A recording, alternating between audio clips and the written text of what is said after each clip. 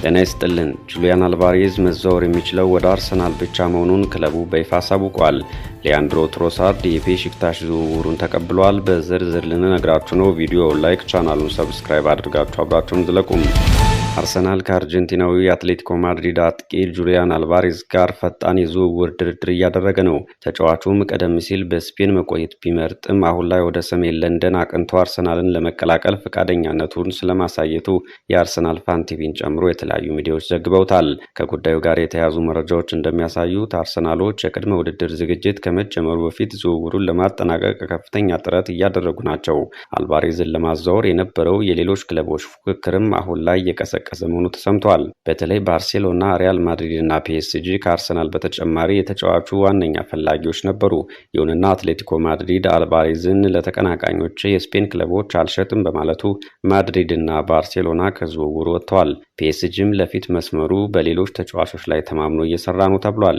እናም አሁን የአልቫሬዝ ከፍተኛ ፈላጊ አርሰናል ብቻ ሆኗል። በተለይም ተጫዋቹ ቀደም ሲል ከአትሌቲኮ ማድሪድ መውጣት እፈልጋለሁ በማለት በይፋ መናገሩና የስፔን መዳረሻዎቹ ላይ በር መዘጋቱ ወደ አርሰናል የመዛወር እድሉን ከፍ አድርጎታል።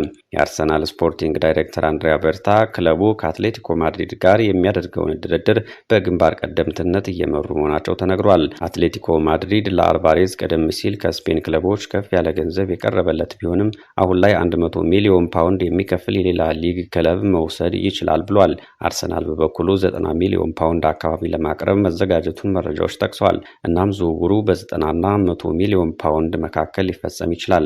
የስፖርት ተንታኞች እንደሚሉት ዝውውሩ የሚሆን ይመስላል።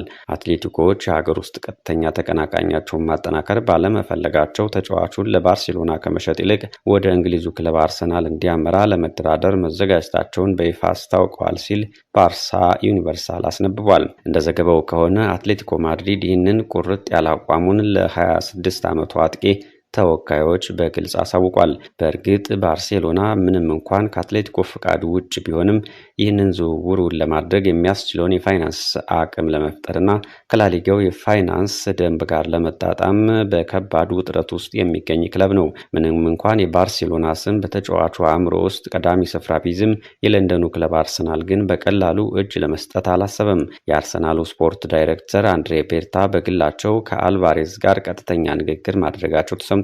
እሳቸው በሳል ባለሙያነታቸውን በተደጋጋሚ አሳይተዋል። እናም ክለቡ በቅርቡ ያስቀመጠውን ዘንድሮ የምናስፈርማቸው ተጫዋቾች ድንቅ ብቃት ያላቸው ይሆናሉ የሚለውን ግብ ለማሳካት ከፍተኛ ጥረት ላይ ይገኛሉ። የቅርብ ዘገባዎች እንደሚያመለክቱት አልቫሬዝ ወደ አርሰናል ለመዘዋወር የሚያስበው ወደ ባርሴሎና የሚያደርገው ጉዞ ሙሉ በሙሉ የማይሳካ መሆኑ ሲረጋገጥ ብቻ ነው ማለቱ መድፈኞችን በፉክክሩ ውስጥ በንቃት እንዲቆዩ አድርጓቸዋል። አሁን ታዲያ የባርሴሎና ጉዞ ተዘግቷልና ተጫዋቹ ሰሜን ለንደንን ምርጫው ማድረጉን የተነገረው። ለአርሰናል ከአትሌቲኮ ማድሪድ ጋር ስምምነት ላይ መድረስ አስቸጋሪ አይደለም እየተባለ ሲሆን ይህ ትልቅ እድል ነው። እናም የጁሊያን አልቫሬዝ የቀጣይ ማረፊያ ጉዳይ አሁን የዝውውር መስኮቱ ትልቁና አነጋጋሪው ሆኗል። በእርግጥ ዝውውሩ እልባት እስኪያገኝ ድረስ ውጣ ውረዶችና አስገራሚ ለውጦች ሊታዩበት ይችላል። ባርሴሎናዎች አልቫሬዝን ለማስፈረም በይፋ ሲያደርጉት የነበረው ግፊት አትሌቲኮ ማድሪዶች በእጅጉን ያስቆጣም ነበር። አልፎ ተርፎም በማህበራዊ ሚዲያ ላይ እርስ በርስ ቃላትን ሲወራወሩም ሰንብተዋል። እሱም ለዋንጫ ተፋላሚያችን ኮከብ ተጫዋቻችንን አንሰጥም የሚል ነበር። ይህ የአትሌቲኮዎች አቋም ደግሞ መድፈኞቹ የቅድመ ውድድር ዝግጅታቸውን ከመጀመራቸው በፊት የዚህን አርጀንቲናዊ ዝውውር ሙሉ በሙሉ አጠናቀው ለመጨረስ ለሚያደርጉት ጥረት ትልቅ በር ከፍቶላቸዋል። ትራንስፈር ማርኬት እንዳለው አሁን ላይ በአትሌቲኮ ማድሪድ እና በአርሰናል መካከል ያለው የዝውውር ሂሳብ ልዩነት 10 ሚሊዮን ፓውንድ ገደማ ነው። እናም በሁለቱ ክለቦች መካከል ያለውን የዋጋ ልዩነት በማስማማት መካከለኛ ነጥብ ላይ መድረስ ያን ያህል ከባድ አይሆንም ይላል መረጃው። ምንም እንኳን የ26 ዓመቱ አጥቂ ቀዳሚ ምርጫ በስፔን መቆየት ቢሆንም አትሌቲኮ ማድሪድ በወሰደው ጥብቅ አቋም ምክንያት ተጫዋቹ ወደ እንግሊዝ ፕሪሚየር ሊግ ለመመለስ ፈቃደኛ ሆኗል። የዝውውር እውን የሚሆን ከሆነ አሰልጣኝ ሚኬል አርቴታ በክረምቱ ለፊት መስመራቸው ያስቀመጡትን ቀዳሚና ተፈላጊውን የጎል ማሽን በእጃቸው ለማስገባት ይበቃሉ። ተጫዋቹ አስፈሪ የሚባል አጥቂ ነው። ባለፈው የውድድር ዘመን በዋናነት ካይ ሃቨርትዝና ቪክቶር ዮኬሬሽ የአርሰናልን የፊት መስመር የመምራቱን ኃላፊነት በጋራ ተጋርተውት የነበረ ሲሆን አሁን አዲስ አጋር ያገኛሉ። ጁሊያን አልቫሬዝ የመድፈኞቹን ቤት ቢቀላቀል በአርሰናል የማጥቃት መስመር ላይ ምን አይነት አብዮት ሊፈጥር እንደሚችል የስፖርት ተንታኞች በብዙ መልኩ እየተናገሩ ይገኛሉ። ተንታኞቹ እንደሚሉት አርሰናል ባለፉት የውድድር ዘመናት እጅግ ማራኪ እግር ኳስ ቢጫወትም እንደነ ካይ ሃቨርትስና ጋብሪኤል ጄሱስ ያሉ አጥቂዎች በተፈጥሯቸው ጎል አዳኝ አይደሉም። አልቫሬዝ ግን በትንሽ የግብ ዕድል ውስጥ ተአምር መፍጠር የሚችል የግብ ሳጥን ውስጥ ንቃትና አስደናቂ የመጨረስ ብቃት ያለው ተጫዋች ነው ይላሉ። የሱ መምጣት አርሰናል የሚያገኛቸውን እድሎች በቀላሉ ወደ ጎል በመቀየር የክለቡን የጎል ድርቅ ሙሉ በሙሉ ያጠፋዋል ብለው ባለሙያዎቹ ያምናሉ። የ26 ዓመቱ ጁሊያን አልቫሬዝ ሜዳ ላይ ያለ ስስት የሚሮጥ የማይደክም ሳምባ ያለውና የተጋጣሚን ተከላካዮች ስህተት እንዲሰሩ የሚያስገድድ ተጫዋች በመሆኑ አርቴታን ወደፊት ተጭኖ እንዲጫወት ያደርገዋልም ሲሉ ባለሙያዎች ተናግረዋል። ተጫዋቹ በወጣትነቱ የዓለም ዋንጫን፣ የኮፓ አሜሪካን፣ የሻምፒዮንስ ሊግ እና የፕሪሚየር ሊግ ዋንጫዎችን አንስቷል። እናም ዋንጫ የማንሳት ስነ ልቦና ወደ ለንደን ይዞት የሚመጣው አንዱ ትልቅ አቅም ነው። በአጭሩ ጁሊያን አልቫሬዝ ለአርሰናል ዝም ብሎ ተራ ዝውውር ሳይሆን ክለቡን ከዋንጫ ተፎካካሪነት ወደ ብዙ የዋንጫ ባለቤትነት የሚያሻግርና የሚኬል አርቴታን ታክቲክ ፍጹም በማድረግ የጎል ዝናብ የሚያዘንብ እግር ኳሰኛ ፍለጋ ነው ይባላል።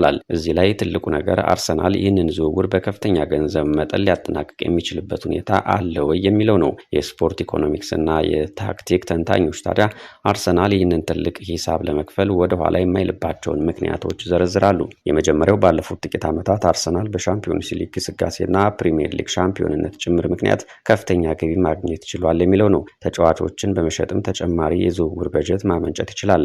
ይህም አርሰናል የሊጉን የፋይናንስ ደንብ ሳይጥስ አልቫሬዝን ብቻ ሳይሆን ሌሎች ኮከብ ተጫዋቾችን በድፍረት ለመግዛት የሚያስችል የፋይናንስ ትከሻ እንዲኖረው የሚያደርግ ነው። አርሰናል ላለፉት 4 ተከታታይ የውድድር ዘመናት በፕሪሚየር ሊጉ 3 ጊዜ ሁለተኛ ደረጃን በመያዝና 1 ጊዜ ሻምፒዮን በመሆን አጠናቋል። አሰልጣኝ ሚኬል አርቴታና ክለቡ አሁን የሚፈልጉትም ዋንጫ የሚያስገኝ ጥራት ያለው ተጫዋች ላይ ኢንቨስት ማድረግ ነው።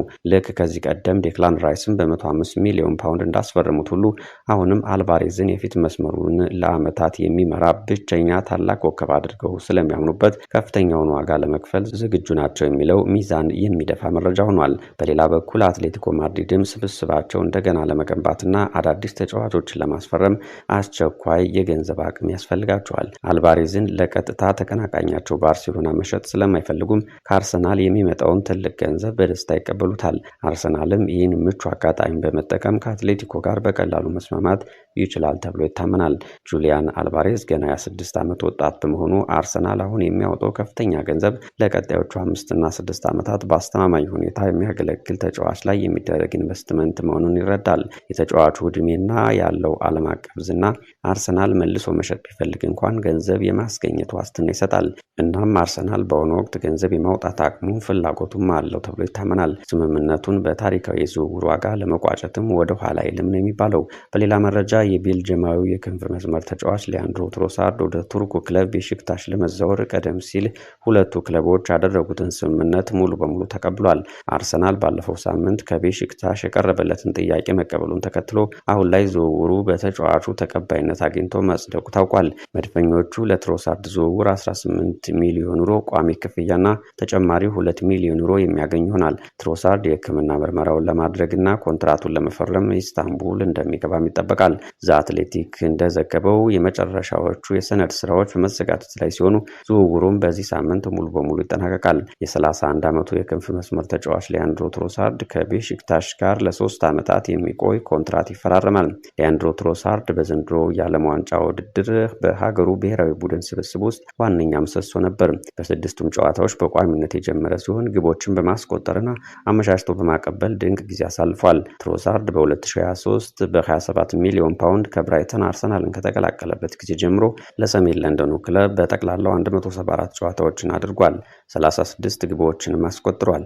34 ለግብ የሆኑ ኳሶችንም አመቻችቶ አቀብሏል። ባለፈው የውድድር ዘመን ለአርሰናል በሁሉም ውድድሮች 50 ጨዋታዎችን አድርጎ 8 ግቦችን ከመረብ አሳርፏል።